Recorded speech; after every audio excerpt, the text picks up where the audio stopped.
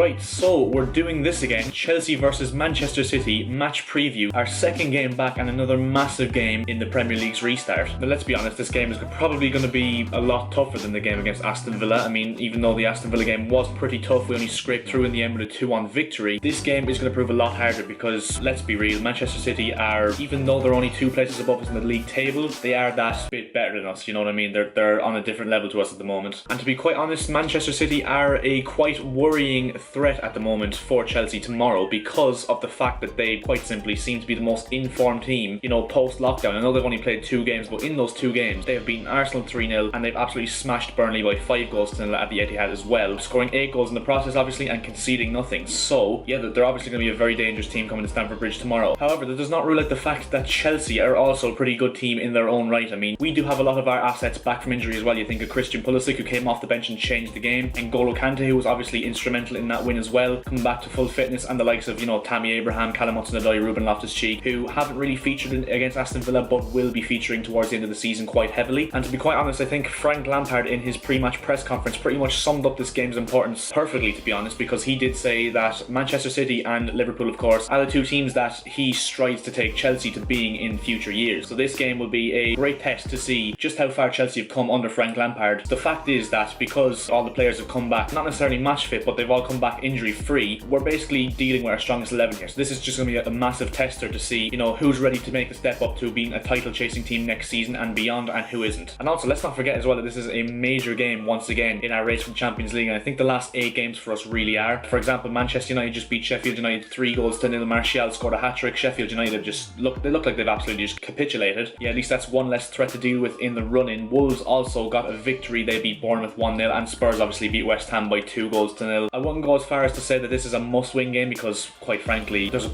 great possibility we could lose this game because Manchester City obviously are a way better team than us at the moment. However, I do remain confident that we can cause them problems on the attack because although Manchester City are, you know, one of the best attacking teams in the league, I do think that they have their vulnerabilities at the back as well, which Chelsea's attack can go at, I suppose. Another thing that can be seen as something to maybe drive Chelsea on is the fact that Liverpool have just beaten Crystal Palace 4-0, which means that if Chelsea win or even draw against Manchester City tomorrow, Liverpool will claim the Premier League title, which, you know, could give Chelsea bragging rights towards, oh, we won you the league and all that sort of stuff, you know. And of course, roughly 4 years ago, we did win the league for Leicester City against Tottenham with that iconic Eden Hazard goal, so could history be repeating itself tomorrow night? And yeah, in terms of Manchester City's main threat, I mean, it's no question that it's Kevin De Bruyne, to be honest, and this is why I think Kevin De Bruyne versus N'Golo Kante will be a key matchup in this game, because Kante, who personally for me was man of the match against Aston Villa, he was absolutely stunning in, you know, completely nulling Jack Grealish's threat. Will he be able to do the same thing to De Bruyne tomorrow night is a big question. I think he has definitely the capabilities to do it, but I think that is going to be where the game is won and lost, in the middle of the park between Kante and De Bruyne. And overall, to be honest, I see this game as quite a promising prospect because obviously it's 2 teams that are great going forward and 2 teams that, although, you know, not the worst of the back, they're not world class defensively, so it should be a very interesting encounter. And yeah, I'm going to get straight into my lineup prediction for this game now. It's quite easier to predict now considering, you know, the fact that we've already played a game, and that's kind of the benchmark for future games going forward. But in goal, I think obviously Kepa Arrizabalaga will retain his place in goal. Couldn't really do much for Courtney House's goal. Didn't really have to do anything other than that in the game against Villa, so I do think that he will retain his place in goal because there's literally no reason why he won't. And I do think that Frank Lampard will go for the exact same back four that did win against Aston Villa, so I think obviously it'll be Cesar Azpilicueta in right back, who got 2 assists at the weekend and overall played a pretty good game, one of his better games this season, I do have to say. Then of course, then the centre back pairing again will be Antonio Rudiger and Andreas Christensen. Not gonna lie, I am quite worried about the prospect of Rudiger coming up against City's attack because he can be fairly error prone at time, and he did show that against Aston Villa at the weekend, and yeah, that's why I personally would start Kurt Zouma over him, but I do think that Lampard will opt for Rudiger because I can't see him dropping him. And then obviously at left back that leaves Marcus Alonso, who I didn't think would start against Aston Villa. I thought that Azpilicueta would play left back and Reece James would play on the right. However, Marcus Alonso did not play that badly against Aston Villa. He wasn't really, he's one of those players that was like 6-7 out of 10, you know, didn't do anything wrong. In the middle of the park, I think N'Golo Kante will once again play in that holding midfield role. He showed very good signs in that last game at playing in that position, and I know it's been argued whether that is actually his best position or not because he hasn't really played holding midfielder much in his career, and let's be honest, he is more of a defensive minded midfielder rather than an attacking minded midfielder, and I think he did show that he is well capable of playing that position on Sunday, so I think that he will play in that position again. And for this one, I've gone for something quite interesting. I've gone for the 4-2-3-1. So in the pivot with N'Golo Kante, I'm going to stick Jorginho, who was obviously back from suspension that he got before the lockdown started. For me, Mateo Kovacic, although he has been our player of the season so far, he didn't have the best of times out there against Aston Villa on Sunday, and I do think that Jorginho Jorginho will step in his place and play in the two-man centre midfield role. Then I think Mason Mount will play directly in front of them. He had a very, very good game against Aston Villa. He has been quite good in the turn of the new year, and I think he definitely deserves to play this game again, because not only is he a good player in terms of his link-up play, but he also offers you that goal threat as well as an assist threat. In right wing, I think we will go with Willian. He didn't really have his best of games or his worst of games on Sunday. Like Marcus Alonso, he was kind of a 6 or a 7, didn't do much right, but wasn't spectacular. I think he will retain his place on the right-hand side after signing a contract extension till the end of the season at Chelsea. Then on the left, I do think that Christian Pulisic will start this game. I know I predicted him to start against Aston Villa and he didn't, but I think his impact off the bench was just too much of a reason to leave him out of this game. And up front, I think Olivier Giroud will retain his place up front. Tammy Abraham came off the bench and didn't really do much. He didn't look like he was quite at the level that he wants to be. And although Giroud didn't play spectacular against Aston Villa on Sunday, he did score the winning goal, and hence why I think he will get the nod against Manchester City tomorrow night. And yeah, that does pretty much bring us to the end of this video, guys. If you did enjoy, make sure to smash that like button down below, and yeah, leave your predictions once more for this game in the comment section below. I'm quite interested to see what you guys think, because this is going to be a very, very mouth-watering matchup here. And yeah, I'll see you guys in my next video.